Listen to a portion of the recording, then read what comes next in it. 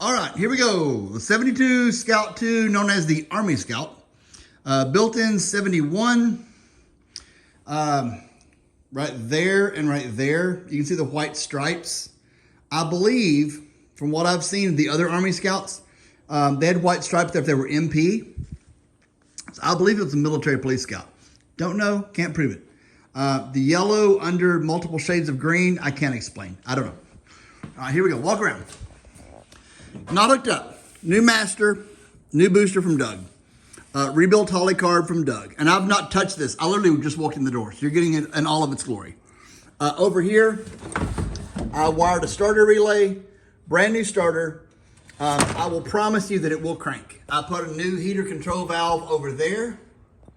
It will crank. It ran, sounded fine. Inner fender's on this side. Battery tray is gone. Other side, about the same, I guess. Under the hood, not awful. There's the, I'll send you the line setting ticket. There's the vent plate on the cowl. Now, what's interesting, mine was built, like I said, on the cusp of being an 810 and a Scout 2. The model says Scout 2. Had a push button dash, but the sticker on the inside of the door said Scout 2, which Jim Allen thought was interesting. But again, you saw the engine. All right, so under here, windshield frame. Windshield's cloudy, obviously. Interesting colors. This is solid. I think the windshield frame, well, look, a magnet. How convenient. I think the windshield frame's good, truthfully. Again, mysterious yellow. I want to feel like it was an Army Scout and then went to like a city type use, hence the yellow. And then the guy who owned it after that maybe painted it, I'm sorry. Yeah, then the guy that after it, painted it green. That's my guess. I don't know. Has 14 mirror holes on the door. These doors you don't want. You hear how hollow they sound? The bottoms are gone. They're missing. I won't even show you. The bottom of the passenger side is literally gone. These doors are awful. I've got better doors. This was an absolute plain Jane 4-cylinder, not even chrome Scout. I've got other doors with the vent windows in it that I'll include, which are 100 times better. Okay, the floors. This is the worst. The driver's side, where you get in. And I apologize if this is late. I'm sorry. It's the lighting may not be the best, but you can see the floors there. The rockers itself are good. It's just where the floor meets the rocker that's yucky. Now the wiring. Okay, let's talk about the wiring. When I got it, the wiring was wonky. I took the wiring out of another Scout that hadn't been messed with, and I put this in it, basically. Everything's labeled. I'm stupid OCD about stuff like this. And then I ran the wires, I'll show you on the other side. I wired around that troublesome plug that always fails on the firewall. And I put a rubber grommet in there, connected every wire where it's supposed to be, and they're labeled. I'll show you when we go around. That's not a rust hole. That's just dirt on the fiberglass, on the insulation. It has a 3-speed. We'll go around the other side in a second. That's the old wiring, I think, bird's nest there. Anyway, seats are there. Back seat isn't in it. If it's a big deal to you, I probably have a back seat somewhere. There's a hole there in front of the quarter panel of all oddness. How the heck does something rust there? Anyway, over the quarter is good. I want to say, I should grab my magnet. I don't feel like there's Bondo there. True, 100% true. Don't feel like there's anything there. There's a dent there, which looks like, as you probably know, had a blowout that dented this. But again, the bottom, it's solid. It's not bad. Now the corners, this is where lighting may get tricky. Hold on, let me grab a light, hold on. You're gonna see why this is such a mess to try to do this in my garage. I'll come back around to the front, we'll talk about the axle in a minute. All right, light. Boom. Okay, this corner has Bondo. You can see. Dent in the bottom, Bondo has been applied, okay? The bed's a big deal. I'll clean it out and get some pictures. You can see what we got going on here. This has been in my garage for a year and a half, I want to say. And you can see here's some stuff from Sam's the other day. It just becomes like the catch-all. People just throw stuff in here. Underneath. Okay. Well, maybe you can't. Oh, yeah, there you go. There's my tank. Brand new poly tank. Brand new straps. I do have, if it's a big deal to you, a skid plate, which I'll show you in a second. Factory skid plate that I had powder coated to put underneath. Again, if you're interested in the tail, I can put stuff up. Raise the tailgate and show if you want. Okay, so the corner. This corner, yucky at the bottom. Right? This quarter panel, you see the dent. You see my dog's bed. You see some tires. You see all kind of stuff over here. I'm gonna go around the front. The bottom here, again, there's a wallop right there.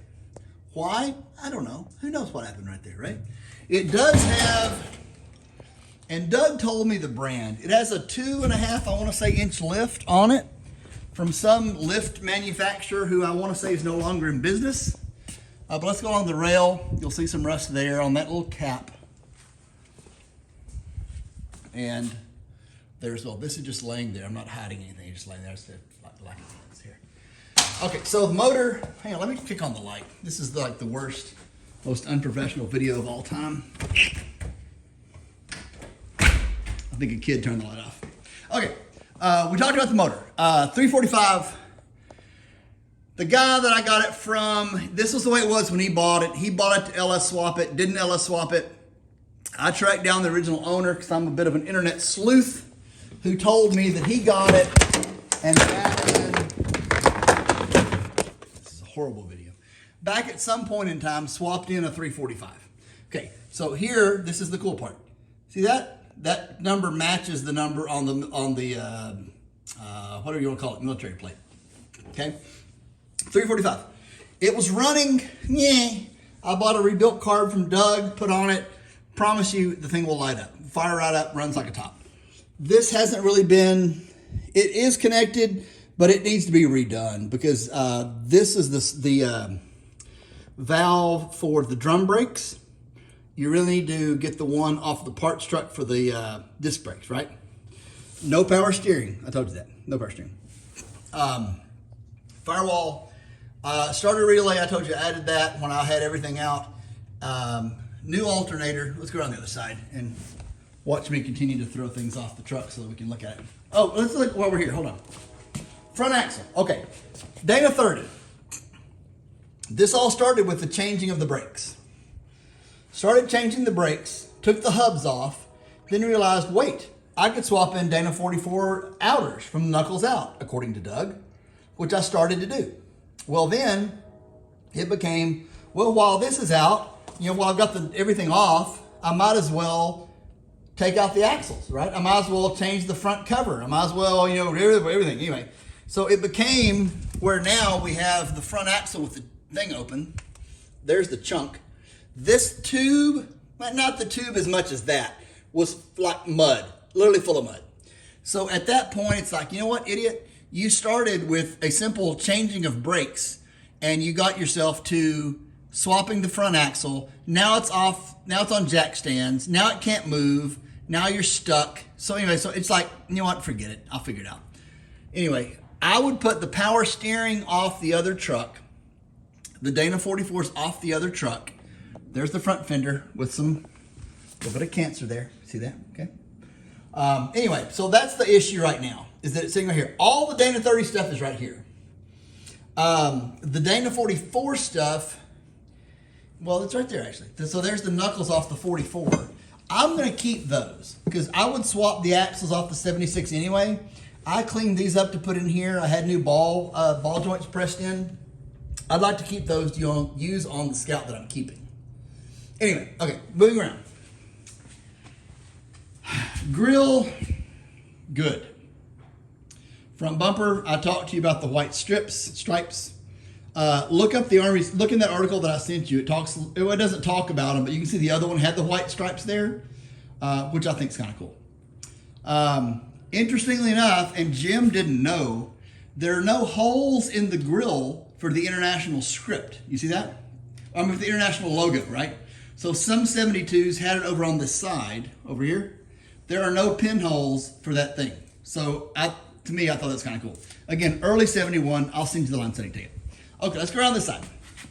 Front right fender. Stuff on the bottom there, here we go, with the light, that I think could be knocked out. Looks like, yeah, full disclosure, evidence of Bondo there in that front fender. Again, the mystery of the yellow paint, don't know the story there. Again, my mind was Army, drab, olive drab, became a county vehicle, was yellow, dude bought it, primered it, shot it in this metallic-y green that it's got on it now. That's my story.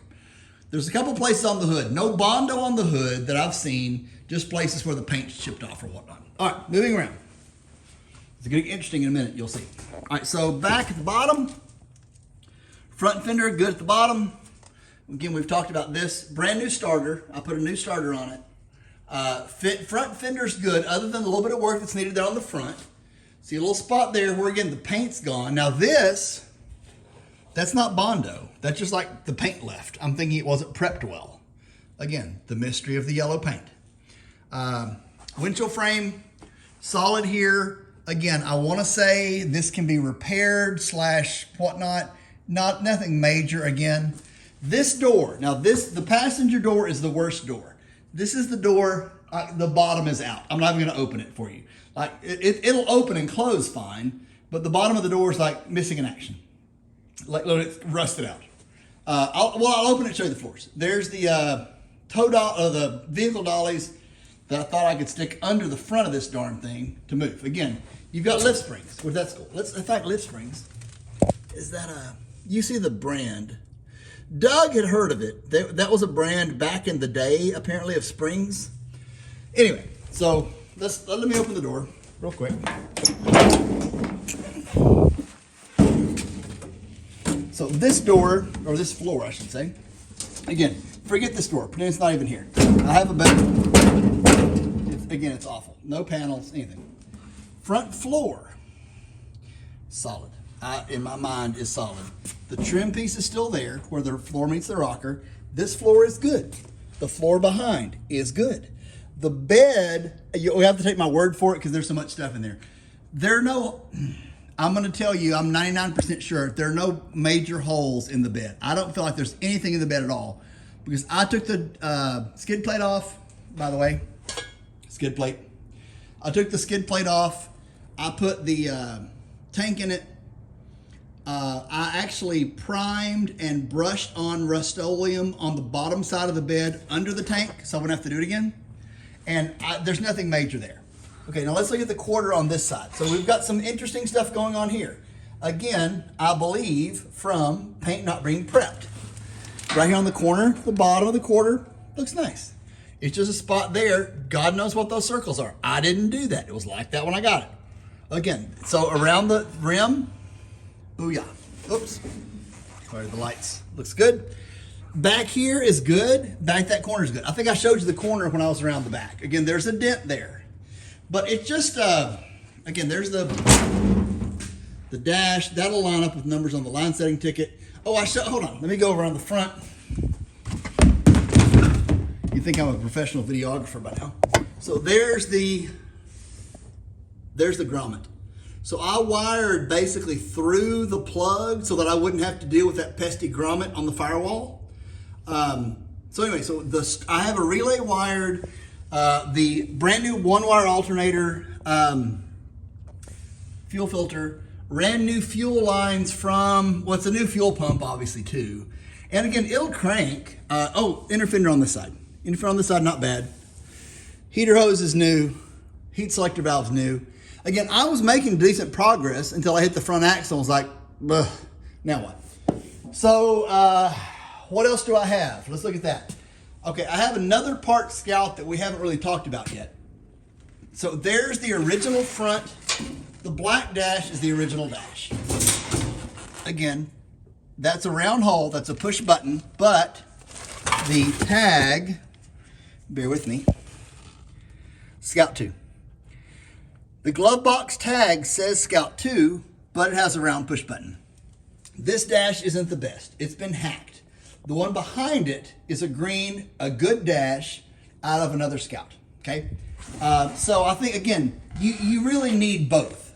You can have that dash. Anything I've got for this truck, as far as the dash, I don't think, between the two, you've got a good truck. But again, I'll throw that dash in this skid plate. You probably can't tell, but I took it, I had it it's just dirty. But I took it and had it sandblasted and powder coated. There's some rust in it where it's been dented there, but I mean, it's all there. So that's it, basically in a nutshell. There's not, hold on, hold on, flop this over. That's a piece of something for something else. So there's the trim on this side, the bed rail, I should say. Again, not bad. The other side is the worst of the two. This side's not awful. Again, you need another truck, basically. You can't do it with just this one. You need a second one to go with it to basically rob parts off of. There's the military plate on that side. You need a second one to rob parts off of to put the two together. But it's number one, I've told you, I think before, my brother's retired Army too. He's a retired lieutenant colonel. And so that's why I bought it. It's like, oh, it's cool. My brother's Army. I'm a scout guy. It's Army Scout. You never see him, yada, yada, yada. But then it's like, this is a whole lot of work. But then it's like, I can't make myself sell it. Haven't really thought about selling it. Haven't even advertised selling it. And then I happen to mention it to you today. And it's like, oh, hold on a second. Well, it needs to go to you. So I really, not being a seller, but I really think you need it because it needs to go to somebody who will respect it for what it is. And if you make it a beater, if you restore it, if you do whatever, it's just cool that it was, it went to the Army. Again, I'll send you the line setting ticket. Was originally a 152, 196, whichever it was. It was a 4-cylinder. So it's got crazy low gears, 427s, 429, something like that. The guy, 2 owners ago, again, the guy that was driving it, swapped in a 345. I don't know the story of why he sold it. I reached out to him, but there wasn't a significant story of why he wanted to sell the darn thing. It has I just thought about this. Brand new coil. A brand new meaning I bought it a year or so ago, maybe 2 years, year and a half ago, and basically haven't run it. There's a Pertronix in the distributor. So I set it all up as a vehicle that I was keeping. It's just, I'll show you in a sec. I've got a 2-car garage in our house. There's my truck. You can see what my garage is like, right?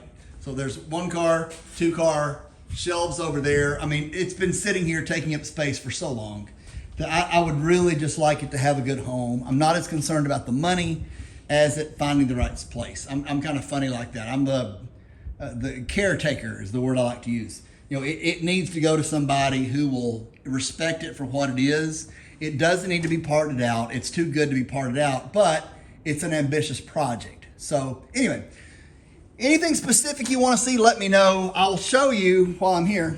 The cab mounts,